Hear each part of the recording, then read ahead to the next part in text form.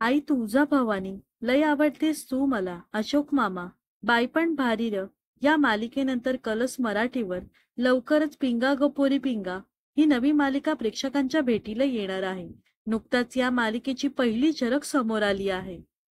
पिंगा ग पोरी पिंगा या भन्नाट मालिकेच्या माध्यमातून कलस मराठीने प्रेक्षकांना नवं सरप्राईज दिलं आहे. एक युनिक स्टोरी प्रेक्षकांना या मालिकेत पाहायला मिळणार आहे.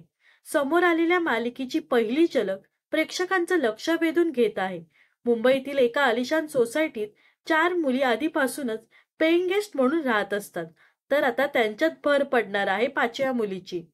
आधीपासूनच राहणाऱ्या पेइंग गेस्ट मुलींबद्दल सोसायटीतील काकूंना फारसं पटत नव्हतं. त्यामुळे घरात शिरणाऱ्या नव्या मेंबरलाही त्या अर्ज करतात. पण बाकीच्या मुली या नव्या मेंबरला आपलंसं करतात, एक आत्मविश्वास देतात आणि लोकांकडे दुर्लक्ष करण्याचा सल्लाही देतात. वेगवेगळ्या शहरातून मायानगरी मुंबईत आलेल्या आणि एका बड्या सोसायटीत पेन गेस्ट म्हणून राहत असलेल्या या 5 मुलींभोवती फिरणारं या मालिकेचं कथानक आहे. या 5 जणी काय धमाल करणार याकडे प्रेक्षकांचं लक्ष लागलं आहे. कलस मराठी वाहिनीवरील रमा राघव या मालिकेच्या माध्यमातून प्रेक्षकांचं मन जिंकणारी अभिनेत्री ऐश्वर्या शेट्टी पुन्हा एकदा या मालिकेच्या माध्यमातून छोटा पडदा गाजवायला सज्ज झाली आहे.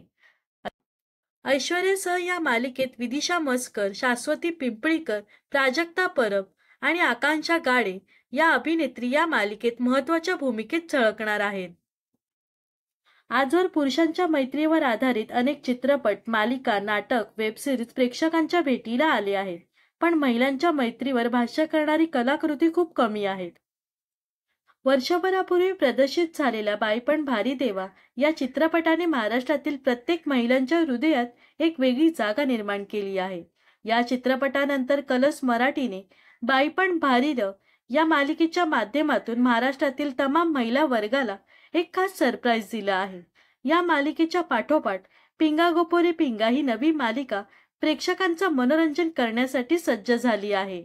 पिंगा ग पोरी पिंगा ही नवी मालिका पाहण्यासाठी तुम्ही किती उत्सुक आहात ते नक्कीच कमेंट्समध्ये सांगा.